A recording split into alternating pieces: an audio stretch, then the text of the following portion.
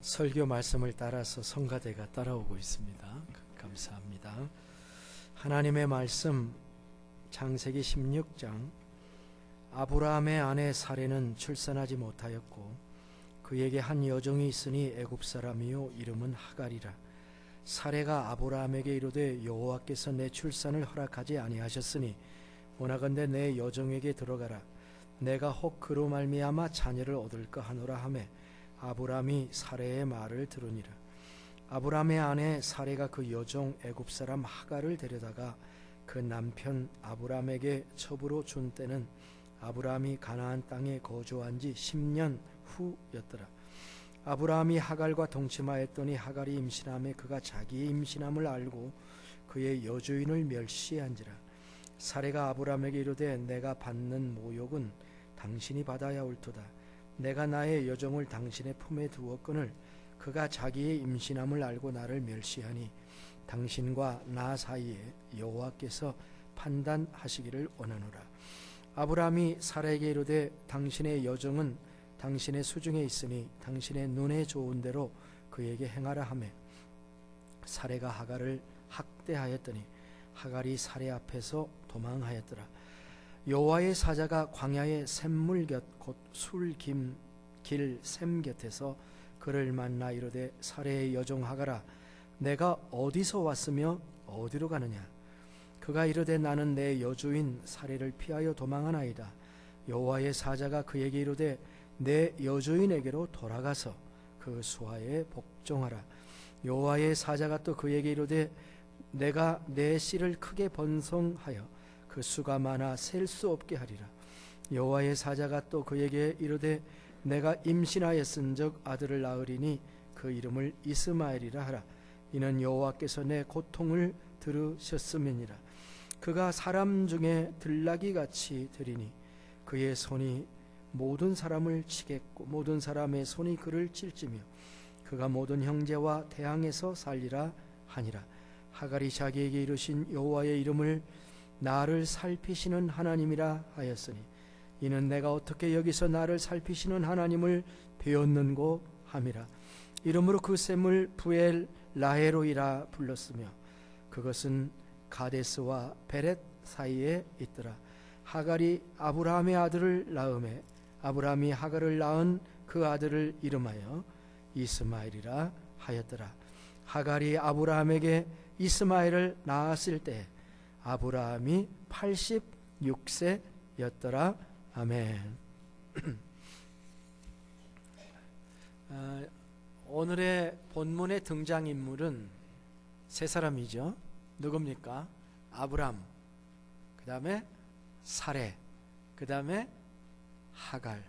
세 사람의 이 이야기는 인간의 가장 기본적인 관심의 문제가 무엇인지를 보여주는 사건들로 나오고 있습니다. 가정에서 출산의 문제, 그리고 인간의 본성에 대한 문제, 사랑과 질투에 대한 문제, 이런 이야기가 담겨져 있습니다. 그리고 또 오늘 말씀에는 인간과 다른 하나님의 본질적인 모습도 우리에게 보여줍니다. 하나님이 인간과 얼마나 다른 존재인지 이야기해 주십니다.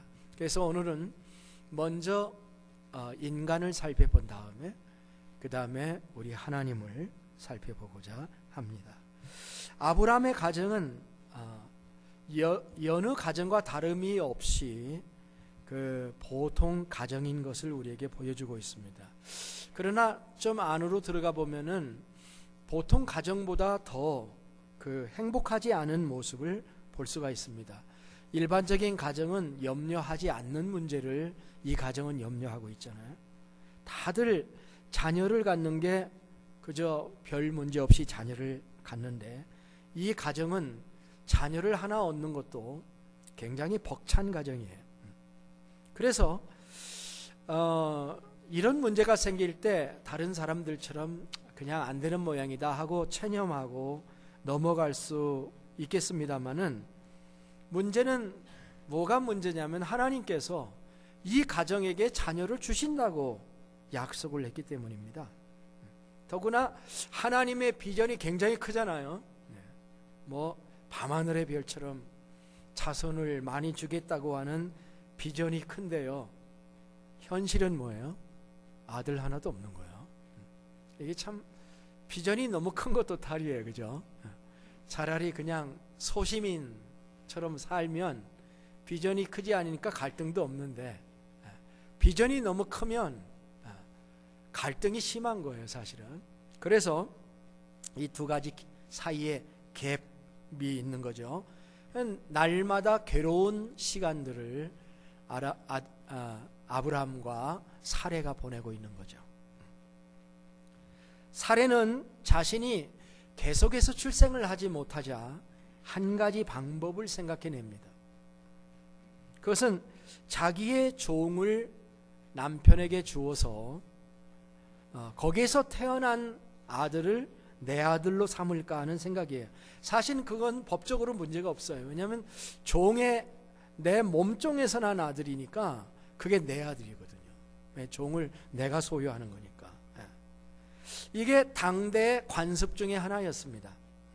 고대 근동에서는, 우리 한국에서도 옛날 그랬죠. 아기를 갖지 못하는 것은 남자 여자 책임이 다 있는데, 옛날로 가보면 전부 다 여자 책임이에요. 그래서 큰 수치로 여겨졌기 때문에 사레는 이 비참한 자리에서 자기가 벗어나기 위해서 아브라함에게 자기의 종을 첩으로 주고, 거기에서 아들을 낳게 되면 내 아들로 허락해 달라고 지금 아브라함에게 간청을 하고 있는 것입니다. 그 종의 이름은 하갈입니다. 하갈은 애굽 여자였다고 했습니다. 아마도 이 하갈은 아브라함이 애굽에 내려갔던 적이 있었잖아요. 그때 아내를 누이라고 속였던 그래 내려갔었을 때 그 나라의 왕에게 선물을 받을 때에 함께 내려온 여인이 아닌가, 이렇게 생각이 됩니다. 하갈이라는 이름의 뜻은 도망자라는 뜻인데, 이것은 어떤 사람이 해석하기는 하갈이 애굽에서 도망쳐 왔다 이렇게 해석하기도 하지만, 아마도 사레로부터 도망쳤기 때문에 나중에 이름을 하갈이라고 한 것이 아닌가, 그렇게 보는 것이 맞는 것 같습니다. 이 하갈은 하나님의 그 언약 가운데서 미래에 메시아가 나올 그 언약의 아들을 낳을 만한 자격이 있는가 없는가 하는 거에 대해서는 성경이 말을 하지는 않습니다. 그러나 그녀가 어떤 사람인가 하는 것을 보여주는 것은 그 여자가 임신을 했을 때에 여주인에게 보여준 태도에서 잘 드러나고 있습니다. 그녀가 아브라함의 총애를 얻고 아이를 임신하자 4절에 보니까 그는 자기의 여주인을 조롱하고 멸시했다, 이렇게 기록을 하고 있습니다. 이 문제는 조금 뒤에서 다루도록 하겠습니다. 자, 비록 사레가 하갈에 대해서 제안을 하였다 할지라도 그것을 받아들일까 받아들이지 않을까 하는 문제는 아브라함이 결정해야 될 문제입니다. 그런데 아브라함은 이것을 받아들입니다.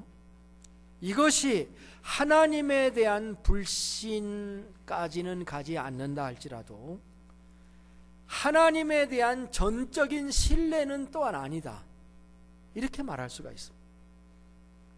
기다림에 지친 아브라함의 고뇌를 이해할 수는 있지만은, 적어도 이 인간적인 조치를 취하기 전에 아브라함은 먼저 하나님의 뜻을 확인하고자 하였어야 하는 것이 아닌가.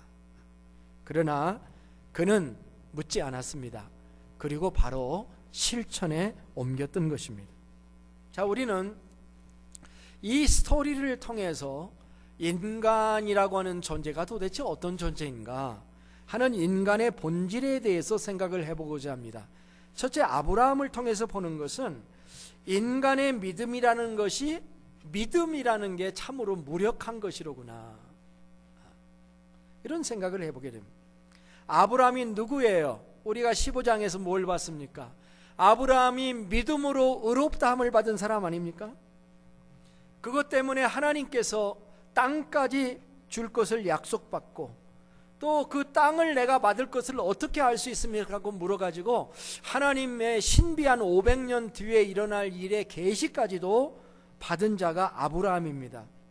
하나님과 대화를 했고 하나님의 말씀을 믿는, 하나님과 바른 관계를 가지게 돼서 인정을 받고 보너스까지 받은 아브라함인데, 그 모든 믿음은 어디로 간 것일까요? 하나님에게 묻지 않고 덜컥 이스마엘을 낳게 되는 일이 발생하게 됩니다. 이 일은 하나님의 계획을 지연시키는 것으로 나타나게 됩니다. 이렇게 되지 말아야 합니다. 어제의 믿음과 오늘의 믿음이 한결같아야 됩니다. 아니, 어제의 믿음보다 오늘의 믿음이 더 깊어지고 하나님을 의지해야 합니다. 그러나 많은 사람들이 그렇게 되지를 못합니다. 소망이 바로 실현되면, 하나님의 약속이, 기도가 바로 응답이 되면 참 좋은데, 그렇지 못할 때에, 자꾸 지연될 때에 하나님의 약속은 생각하지 아니하고 자기가 원하는 길로 가기가 쉽습니다. 그게 지름길이라고 생각해요. 그런데 아닙니다. 끝까지 하나님의 방법이 최선의 지름길입니다. 하나님의 방법이 아닌 매우 비슷한 길들이 이 땅에 많이 있습니다. 아마 저는 사라가 아브라함에게 이렇게 얘기했을 거라고 추측을 해봅니다. 여보 아브라함, 하나님이 당신에게 당신의 몸에서 난 자라야 내 상속자가 된다고 했잖아. 당신의 씨이기만 하면 되는 거잖아. 내 몸을 통해서 나지 않아도 당신의 몸에서 나면 되는 거니까 내 종에게 들어가서 아이를 낳으면 그 말씀이 응답되는 것이 아니야. 이렇게 설득을 했을 거예요. 비슷하죠? 그게 하나님의 길은, 그러나 그것이 하나님의 길은 아니었어요. 하나님은 우리가 비슷하게 가지기를 원치 않고 확실한 길을 가기를 원하십니다. 그것을 정도라고 합니다. 바른 길. 아브라함은 정도를 선택해야 됐습니다. 아마 아브라함은 그 일을 행하면서도 이게 하나님이 원하시는 것은 아닐 텐데 하고 마음속에 그 생각이 들었었어야 돼요. 반문했어야 옳습니다마는 그렇게 하지 않았습니다. 우리는 아브라함을 이렇게 보면서 아, 이건 아브라함의 문제가 아니라 우리의 문제이기도 하다 하는 것을 생각하게 됩니다. 우리의 믿음도 때로는 이렇게 어제의 믿음과 너무 다른 무력한 모습을 보일 때가 있습니다. 마치 엘리야처럼, 엘리야는 어제는 바알의 선지자 450명과 싸워서 승리를 했고 목숨을 내놓았던 선지자였는데 그 다음 날은 어떻게 됐습니까? 이세벨에게 죽을까봐 도망가면서 에셀나무 밑에 가서 하나님, 죽는 게 사는 것보다 낫겠습니다 하면서 죽음을 달라고 구했지 않습니까? 이런 모습이 우리에게 보일 때 낙심하지는 말아야 됩니다. 아, 나는 왜 이 모양일까? 그렇게만 생각하면 안 되고 낙심하지 말아야 됩니다. 아, 이게 인간이로구나, 이게 인간의 본질이로구나 하는 사실을 인정하고 무릎을 꿇어야 됩니다.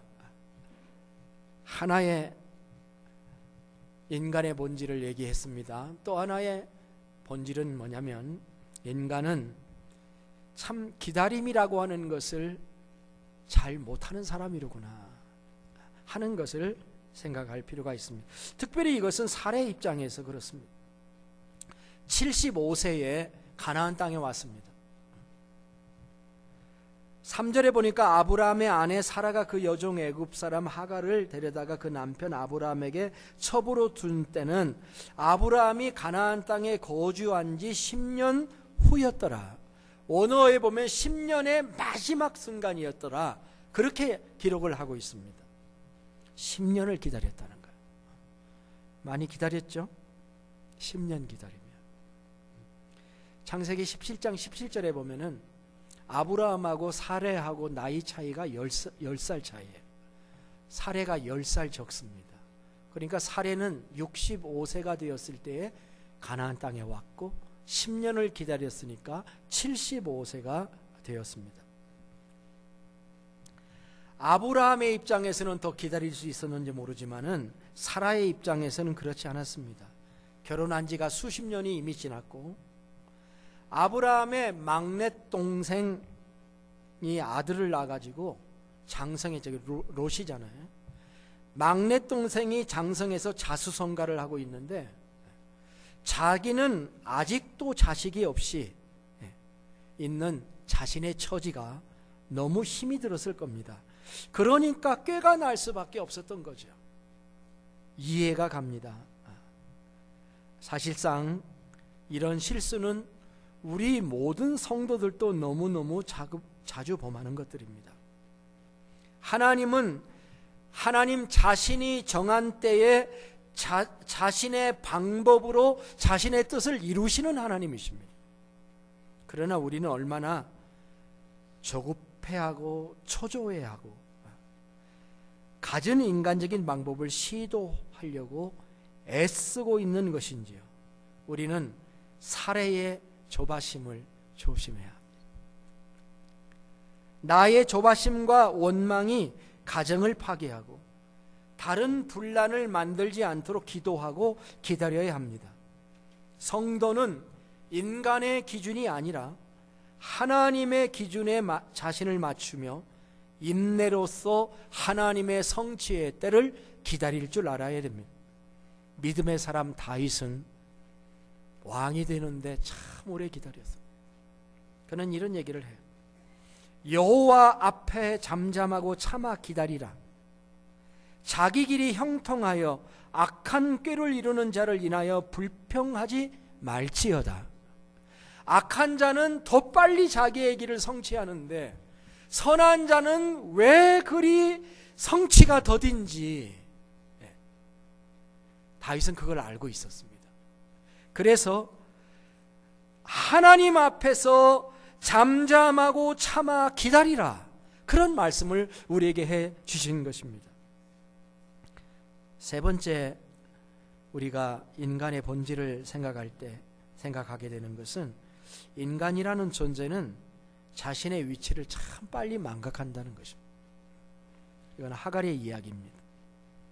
하갈은 전형적인 사악한 인간의 본성을 보여줍니다.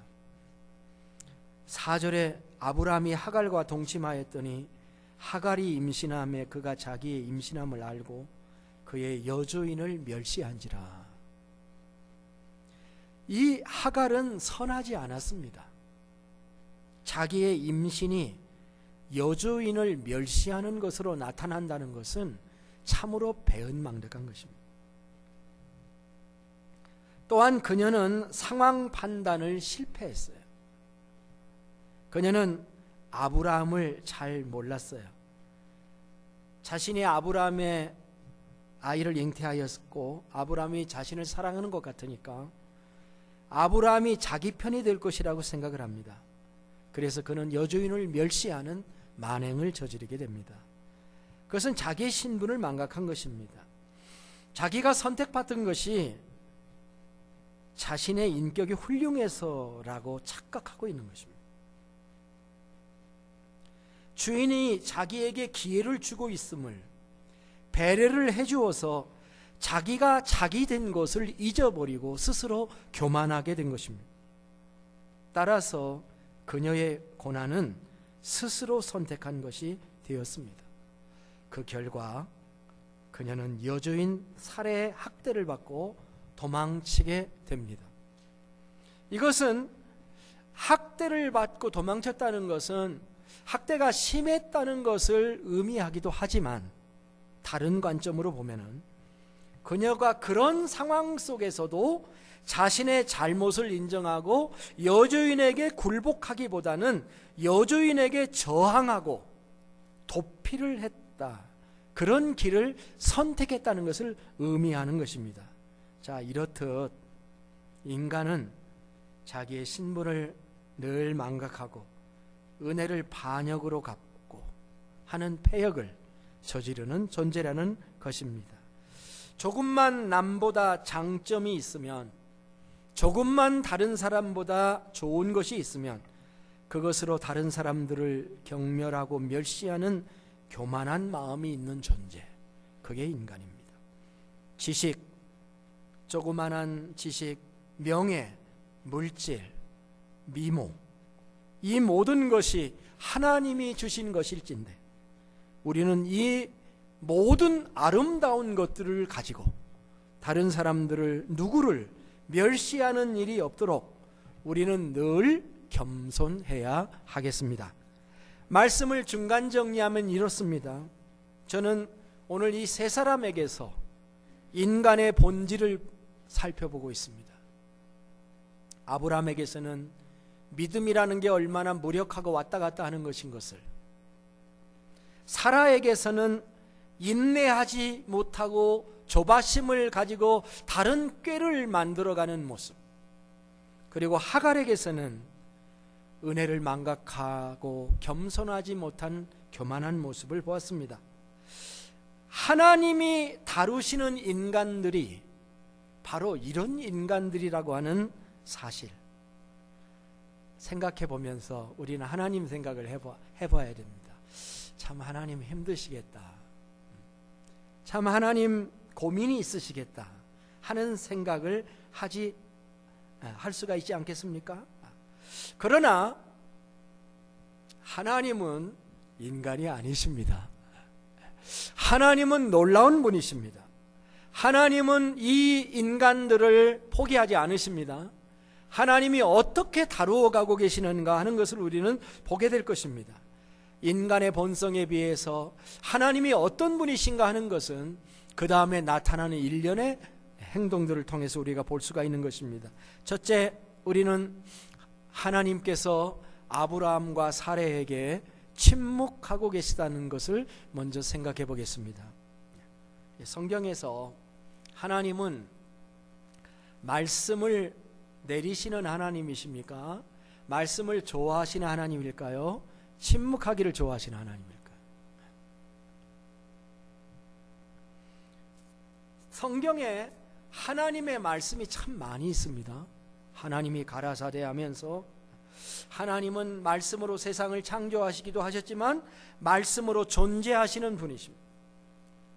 하나님의 말씀이, 우리는 너무 이 성경에 있는 하나님의 말씀이 너무 많다고 생각할는지 모르겠지만은 수천 년이라고 생각해 보면 이게 많은 말씀이 아닙니다. 그죠?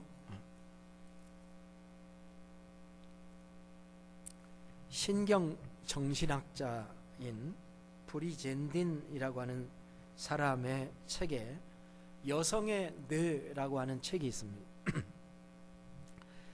이 책에 의하면은 여성은 하루에 평균 2만 단어를 말해야 된다고 합니다. 2만 단어. 그런데 남자는 7천 단어를 얘기하면 된다고 합니다. 자, 몇 배가 더 많아요, 여자가? 거의 3배. 그런데 이런 차이는 남녀의 뇌의 구조가 다를 뿐만 아니라 화학적 구성이 다른 데서 비롯된다고 합니다. 남자의 뇌가 클까요? 여자의 뇌가 클까요? 남자의 뇌가 여성의 뇌보다 큰데요. 그 뇌도 여러 가지 그 펑션이 있지 않습니까? 감정과 기억 구성을 담당하는 부위는 여자가 훨씬 크답니다. 그래서 이 브리젠딘 교수는 이렇게 얘기합니다. 이렇게 비유를 했어요. 여성은 감정 처리를 위해서 8차선 고속도로를 가지고 있다. 여자는 8차선 고속도로를 가지고 있는 반면에 남성에게는 좁은 시골길 하나밖에 없다. 그렇게 표현을 했어요. 8차선 고속도로를 가지신 분들과 사르고 있습니다. 자, 하나님은 어떠한 하나님이실까요? 하나님은 말씀하기를 원하시는 하나님일까요? 침묵하기를 원하시는 하나님일까요? 하나님은요, 뇌도 만드시고 언어도 만드신 하나님 아닙니까? 그러니까 하나님은 말씀하기를 좋아하시는 하나님입니다. 하나님이 인간들을 이렇게 다루시는 거를 그 부모가 이 갓난아이, 이 젖먹는 아이를 다루는 모습으로 이렇게 데리고 노는 모습으로 이렇게 생각을 해보다가 한 장면이 딱 떠올랐는데, 아직 말을 못하는, 말을 시작하는 아이를 데리고 노는 부모 생각을 이렇게 잠깐 해봤어요. 누가 말을 더 해요 거기서? 예? 누가 더 말을 많이 합니까? 부모가 훨씬 말을 많이 합니다. 말을 시키려고. 이 하나님께서도 우리에게 말씀하시는 하나님이에요. 예수님이 그런 말씀 한번 하셔도 나는 처음부터 너에게 말씀하여 온 자니라, 그런 말씀하셨죠. 하나님은 계속 우리에게 말씀하시는 하나님이에요. 자, 그런데 지금 하나님은 아브라함과 사레가 하는 일에 침묵하고 계십니다. 막지도 않으시고 그렇다고 혼내지도 않으시고 그저 잠잠히 계십니다. 하나님의 침묵은 무엇을 의미하는지요? 지금 하나님께서는 아브라함의 믿음의 부족을 보고 계십니다. 아브라함의 행동을 지켜보고 계십니다. 그 행동에 담겨져 있는 믿음의 분량을 계측하고 계십니다. 그리고 이건 잔소리를 해서 될 일이 아니라라고 판단하고 계신 듯 합니다. 그거 가르쳐서 돼요? 믿음의 문제가 가르치는 것은 한계가 있어요. 믿음과 신뢰는 마음에서 나오는 것인데, 그가 믿음이 아닌 왜곡된 길로 가기를 결정하는 걸 보고 하나님께서는 시간 계산을 하고 계시는 듯해요. 아직은 때가 되지 않았구나. 하나님은 느끼고 계신 것 같습니다. 이것이 이 하나님의 침묵, 하나님의 기다림, 포기한 거 아니에요. 침묵은 포기한 게 아닙니다. 기다리고 계시는 거예요. 이 하나님의 기다림이야말로 하나님의 사랑인 것이죠. 이 하나님의 침묵은 때가 될 때까지 이어집니다. 언제까지? 아브라함이 깨달을 때까지. 그런데 아브라함이 깨달을 때까지 못 깨달으니까 또 도중에 개입하실 수밖에 없어요. 그 침묵을 깨고 하나님이 다시 말씀을 시작하시는 게 17장이에요. 16장 16절을 우리가 주목해야 됩니다. 마지막 절을 한번 보세요. 같이 한번 읽어볼까요?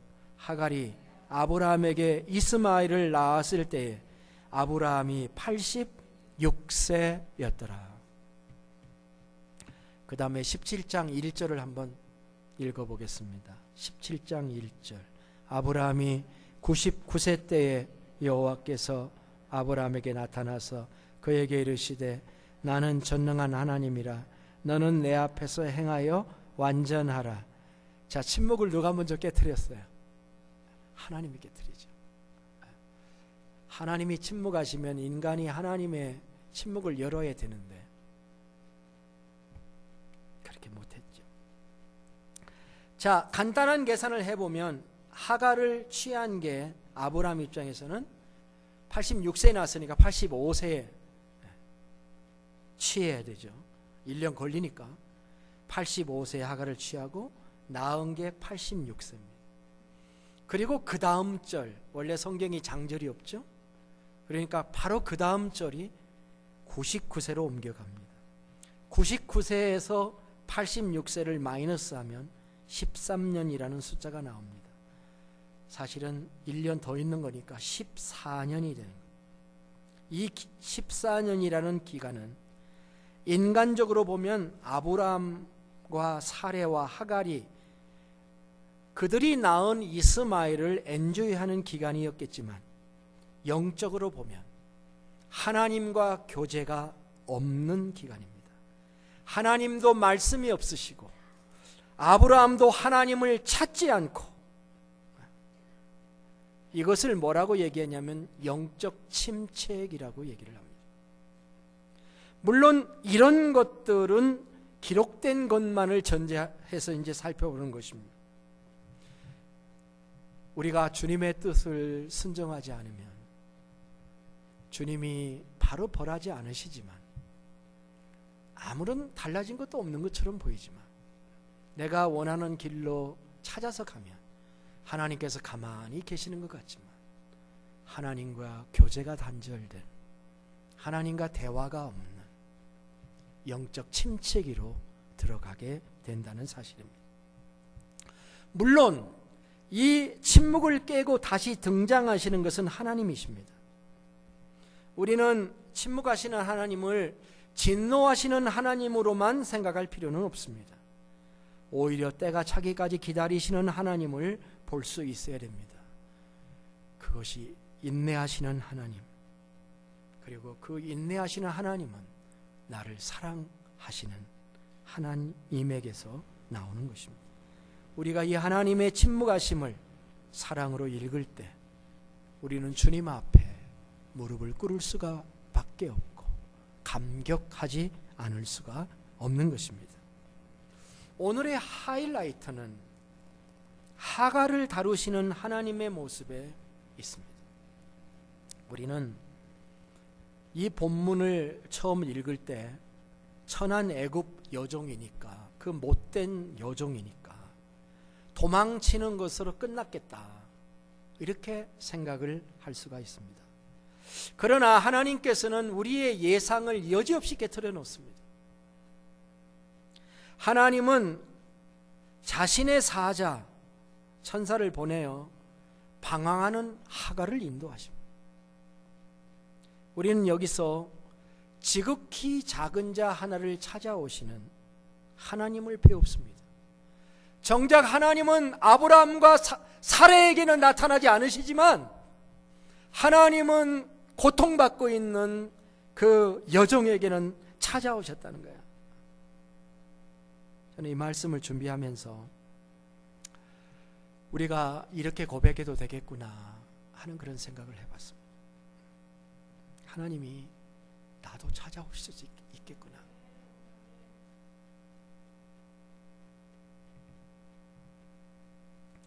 아브라함과 사레만큼의 믿음을 우리가 가졌는지는 알 수 없지만 그들을 찾아가지 않으신 하나님께서 이 여종을 찾아가셨다.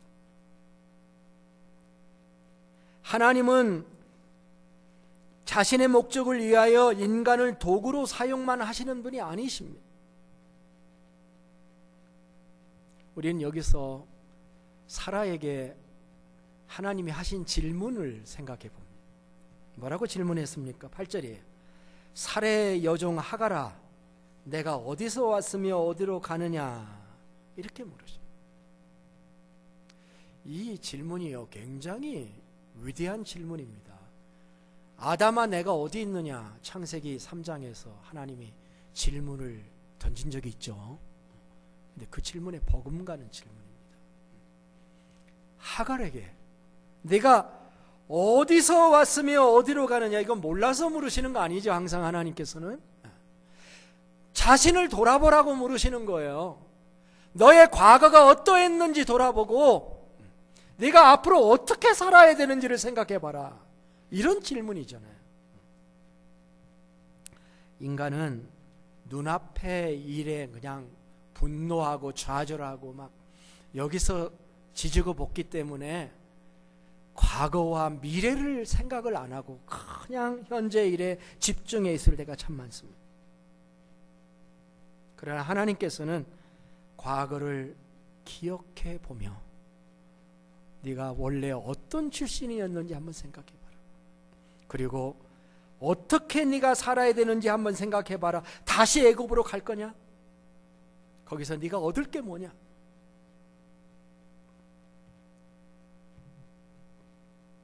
죄악이 범람하고 우상이 많은 애굽에서 미래를 맞으려 하는 하갈의 그릇된 계획을 돌이킬 수 있도록 하갈에게 친히 찾아오셔서 질문을 하시는 겁니다. 하갈은 이 찾아오셔서 말씀하시는 주님의 음성을 들으면서 그만 자기의 모든 그 생각들을 주님께 내려놓고 녹아지게 됩니다. 그러면서 하나님께서 다시 그 집으로 돌아가라고 말씀하시고 네가 이스마엘을 낳을 텐데 이름을 이스마엘이라고 해라.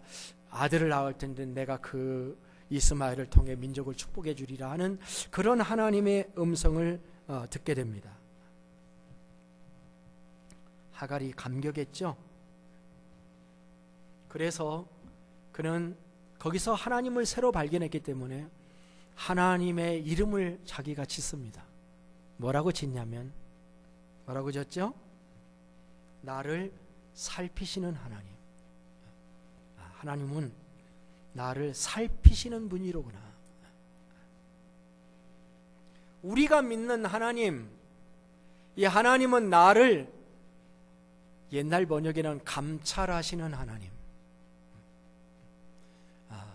살피시는 하나님, 벌 주려고 살피시는 그 개념이 아닙니다. 지금 하갈이 얘기할 때 나같이 부족한, 나같이 버림받은, 아무도 나를 책임져 주지 않는 이 세상에서 나를 살펴주시고 찾아오셔서 말씀해 주시고 나에게 미래를 말씀해 주시는 하나님, 이 하나님 앞에 이 하갈은 무릎을 꿇게 되고 그분의 말씀을 순종해서 다시 집으로 되돌아가서 사례 앞에 무릎을 꿇게 되고 이스마엘을 낳게 된 것입니다.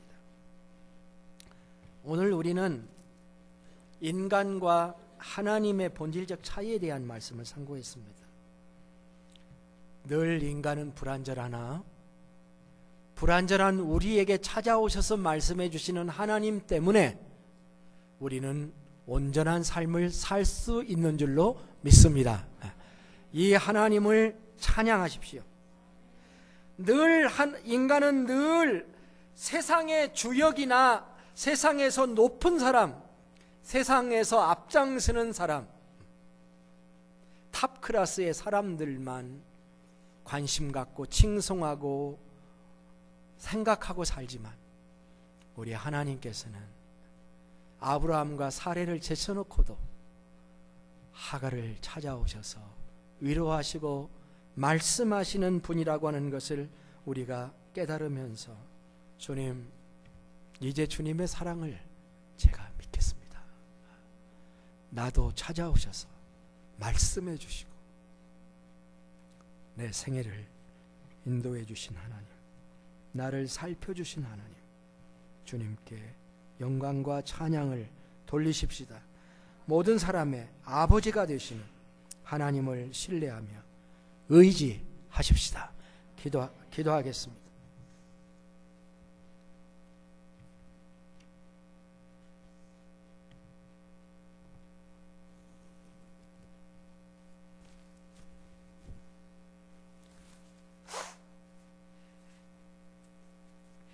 주님, 우리가 하나님을 신앙하면서도 얼마나 인간적인 생각을 가지고 있는지요, 회개하기를 원합니다. 우리의 믿음이 나날이 다르고 변질되지 않도록 지켜 주시옵소서. 기다릴 수 있게 해 주시옵소서.